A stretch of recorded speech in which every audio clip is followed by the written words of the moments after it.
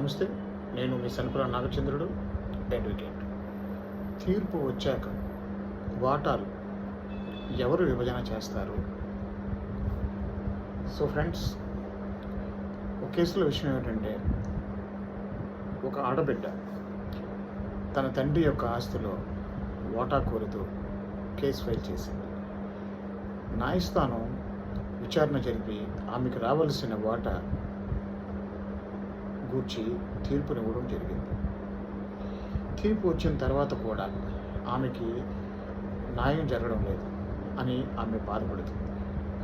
తీర్పు వచ్చిన తర్వాత వాస్తవానికి న్యాయం జరగదా? వాటా పంచి ఆమెకి ఇవ్వడం జరగదా? అంటే ఫ్రెండ్స్, మన దేశంలో CPC, civil procedure code, CPC అనే చట్టం అమలులో ఉంది. ఇందులో మనకు 158 సెక్షన్స్ ఉన్నాయి.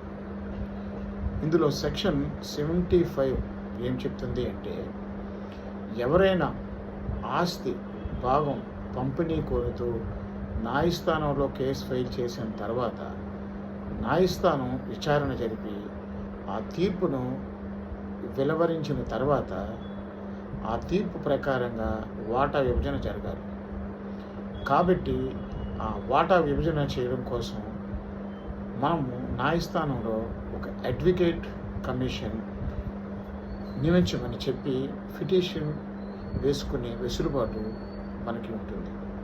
ఆ న్యాయస్థానం అడ్వకేట్ కమిషన్ అపాయింట్ చేయడం అంటే, ఒక వ్యక్తిని న్యాయస్థానం ద్వారా చట్ట ప్రకారంగా ఏదైతే తీర్పు ఇచ్చిందో అది అమలుపరుస్తూ ఆస్తి విభజన సంబంధించిన వాటాలను విభజన చేసి న్యాయస్థానానికి రిపోర్ట్ సబ్మిట్ చేయాలి.